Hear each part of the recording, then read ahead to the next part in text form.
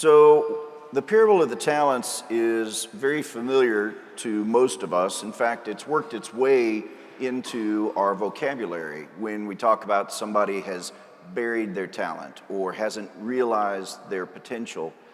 But I want to give you three questions today to take a look at what those talents represent, because the talent itself was a measure of money, and it represented somewhere between 15 and 20 years of work. So one talent would be somewhere between 15 and 20 years of work.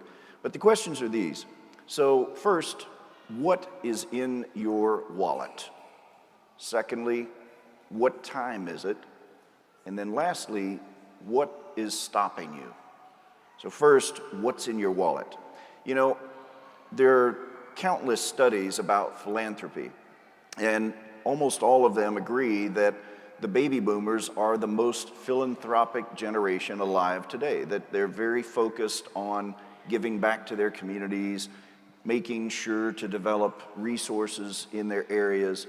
You know, one great example is we have Lakeshore Park over here, and the reason why we have Lakeshore Park and all its amenities is because there were families who got together and said, let's do this, let's make a difference.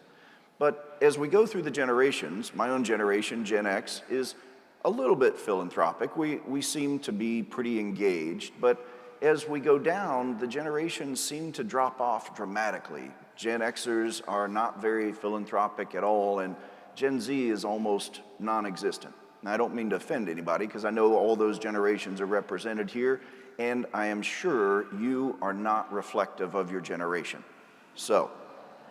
But it's important for us to think about what we do with the resources entrusted to us financially. What are we thinking about? Are we spending an appropriate amount of time asking ourselves the question, what do I have and what am I doing with that? How am I using the resources financially that have been entrusted to me to make a difference in the lives of other people? A lot of times we think about how I'm going to make a difference in my own life, what I'm going to do to financially prepare for retirement, for the future. Those are all great questions. But included with that should always be a question of, what am I doing for others? What am I doing to the community around me? And what will be the legacy that I leave when I am no longer here? That's a great question financially. The second one is similar to it. What time is it? Now, recently, one of my brothers turned 60. I know, sounds old, doesn't it? Maybe for some. But it's weird for me because I'm the baby of the family. And so when my brother Brad turned 60, it kind of caught me off guard. And so my dad and I were talking about it, and he reminded me that he retired at 62. I thought, there's no way I could retire at 62. What would I do with myself? And so we actually had a pretty decent conversation about all the things that are possible when we're no longer working 9 to 5. And so I want you to kind of go down that road for a minute. What is in your mind about the things you want to do in retirement? What are the things that you think, I can't do those right now, but when I'm retired, these are the things I really want to do. I want to spend more time with my kids and my grandkids, or I want to be involved in some charity, or I want to do some service in my community. Whatever it might be, think about those things now and imagine what time it is. Because St. Paul, in the second reading today, talks to us and he says, you know, stop looking at your watch. Don't try and figure out what time it is in terms of when is God going to return. I know the world events make us all ask that question, are the end times near? It really doesn't matter. What matters is today. And if there are things in the future that I think would be worth doing, why are they not worth doing today? Why are they not valuable enough to incorporate into my life? Sure, I know we all still have to go to work. We have to show up on time, and our time is mostly occupied by work. But if there are things that I think are worthy of doing in retirement, is it possible to look at how to do some of those things right now? Is it possible to add value to the time that I have? Because even more precious than our financial resources is our time. Because we can't buy it, we can't get more of it, and once we spend it, it doesn't come back to us. And so how we use our time today is the focus of St. Paul's letter to us. And he wants us to be sure and pay attention to how we're using our time today.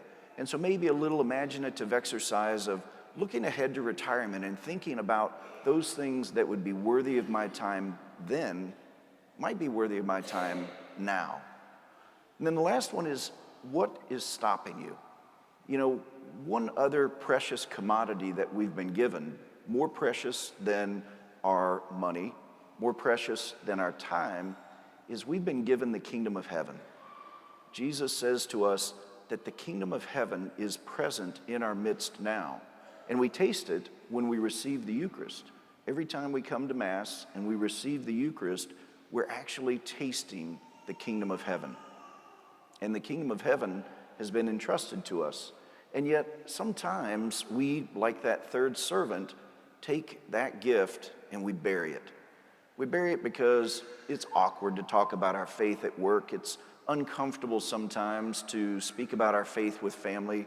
Sometimes we find ourselves in a circle of friends who may not be actively engaged in their faith.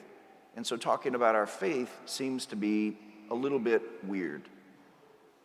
We have a precious commodity. We have a precious gift in being given the kingdom of heaven. And we are challenged to use that gift, to not let it be buried, to not let it be hidden, but to actually bring that gift out and to let it produce results, to let it grow into something really amazing. And so this weekend, I invite you to go back through, take a look at how you are engaged in philanthropy, how you are letting the resources entrusted to you to be used for the good of others, and how your time might be differently used if you focused on the things that really matter. And as Christians, how are we going to move beyond fear and let our faith be a gift that we offer to others?